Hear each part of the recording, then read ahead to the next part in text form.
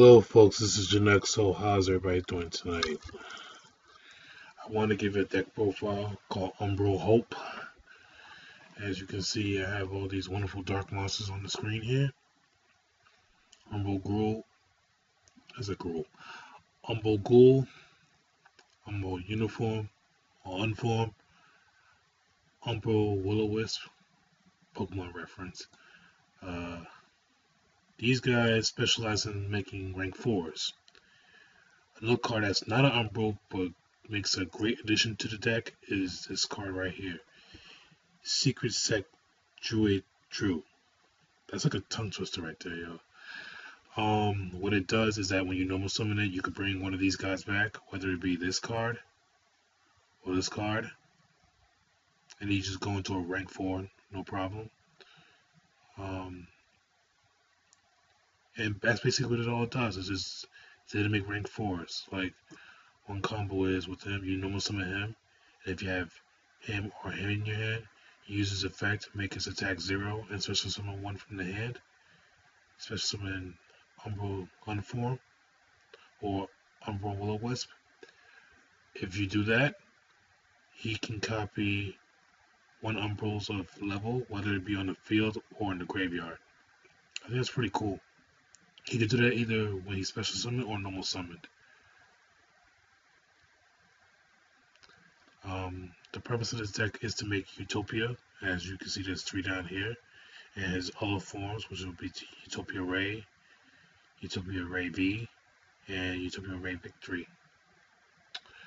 How I came across this idea, I don't know. I was thinking of Final Fantasy IV. You know, like if you know the main character in Final Fantasy IV, Cecil, the Dark Paladin, or the Dark Knight / White Paladin, yeah, that's him. Because at first he's all dark at first, and then when he shows his true potential, he's light, which is what Utopia is. Supporting the Umbrals here are Trilodia, because people like to attack directly with crap loads of monsters, and this does wonders, especially when people like to go into rank 4s these days. Dad, because my entire deck is freaking dark. Most of it is dark. The ZWs. The ZWs are pretty much like, well, they pretty much make Utopia unstoppable if they're used correctly. Both of them at the same time will guarantee victory, because one says, while this card is placed on the field, ZW cards cannot be destroyed by your opponent's card effect. And this card says, while this card is equipped to Utopia, or a monster, which would be Utopia or one of its forms, you can't target me with card effects, and because there's a lot of things to target, Dimensional Prison, Phoenix Chain, Compulse, things like that. Anything that targets or pops pretty much stops it. And if you try to run into me with it, I could destroy this instead, keeping him on the field for another turn. Card D, because it allows me to draw 2 cards, and sometimes you may have dead hands. In this case, you need that draw power. This, because just in case they bombless your Utopia or one of its forms, you can bring it back with this, which is hilarious. And then equip it. You know, I can equip him and have like 4,000 defense. You know, like 4,000 defense, 4,500. Yeah, I can give him all that. I can make him a wall alone. And just Magician of Faith, because she's totally fair, considering all these nice spell cards I have here. Now, the spell cards I'm going to go through are relatively simple. Recurring Nightmare, basically because most of the monsters, the Umbrals, they work very well with this, is because they all have 0 defense. 0 defense, 0 defense, 0 defense, and 0 defense. It has 4 monsters with 0 defense I can bring back. I'm only using 2 because 3 is too cloggy. Lord of Darkness, because mainly my deck is dark, so it works. Number 1 Force. This is the rank up card I choose to use other than Limited Variance Force and Variance Force. Variance Force, I mean, it does allow you to steal materials, which is good. And limited variance force just allows you to rank up from any rank 4 monster into another rank 4, which is actually pretty cool too. But this is the cornerstone because this negates all face-up effect, face-up cards on the field. It negates all of them. Face-up cards on the field, negate them all. That's why you have to be very careful when you use this card because you can negate your own shit too. So be warned. A lot of cards that are very annoying, such as Battling Boxer, Lead Yoke, which you can never get rid of. This card's like fuck you, pretty much just like that, no problem. You know, World Decree and things like that, negated. Imperial Custom for those trap monster decks, negated. Field spells, negated. Love this card. It's so fair. Creeping Darkness because a lot of times I'll have like 5 dark monsters in my graveyard and I'll have him in my hand, so yeah, and it allows me to search for a dark monster. Which I think is totally fair considering I have like 3 targets I can just look for. Dark Hole because it's obvious, 2 MST, not rank 3 because I end up having like a whole bunch of MSTs but no monsters. And Book of Moon because it's Book of Moon. Book of Moon actually helps if you didn't know.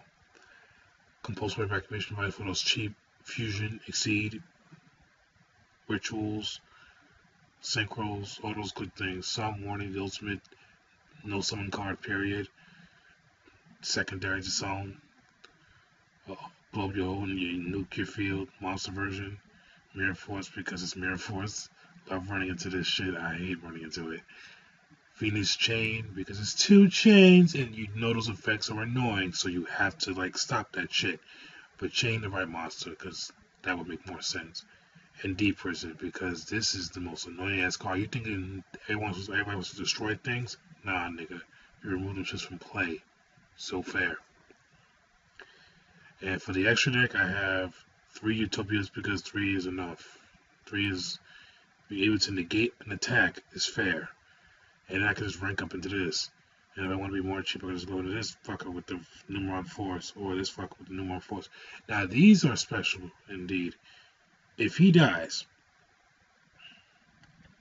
I can put 1 XC monster from my graveyard back into my extra deck, which means I can put himself back to use him again, or I can put him back. Or if I ran out of Utopias, I can put 1 more back, you know, so I can rank up for the next one. Photon Pappy, that's what I call it. You know, for those pesky defense monsters with high ass defense, you know, flip them up into attack mode. They probably have 0 attack anyway. Go weep right in there. Level Chain because it's Level Chain. Mostly because I put it in there so I can, you know, work with him. So I can just get a level, so I can go to a rank 4 real easily. For those pesky walls that can't be destroyed by battle. The somewhat part of duality, part of Avarice that I can use. Because it's always helpful to put those 3 Utopias that I've used back so I can use them again. Abyss, and the Magician of Faith. Abyss Dweller because effects that just happen in graveyard are really cheap and you really can't avoid them, so when you have this guy in the field, it's totally fair. Gemini Pearl because he gets over most things.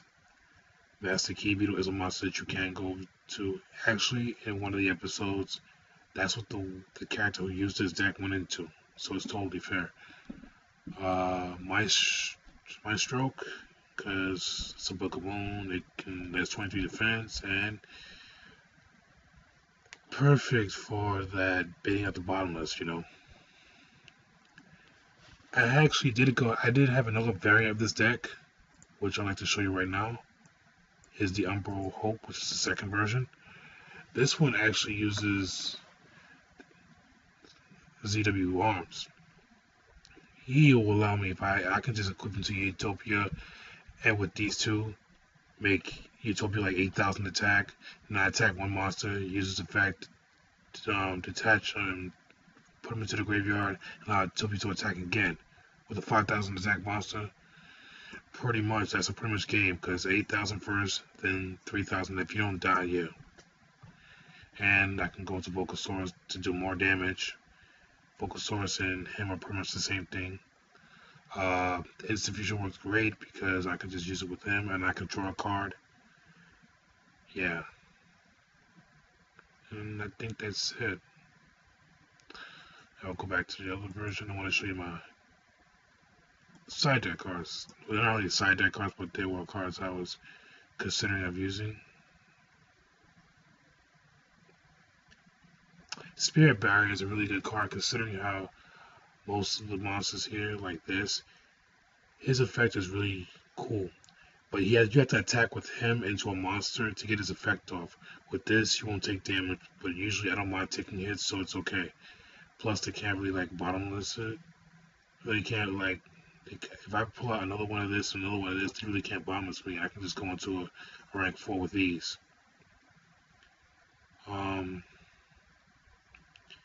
The only thing about it is you have to play strategically because you do waste life points. Mainly because if you don't run this, you will take damage. And paying life points for instant fusion will take damage. So just be careful with all that. Alright, folks, this is Utopia Hope, my deck profile. I hope you enjoyed this video. This is Jynex saying, take care.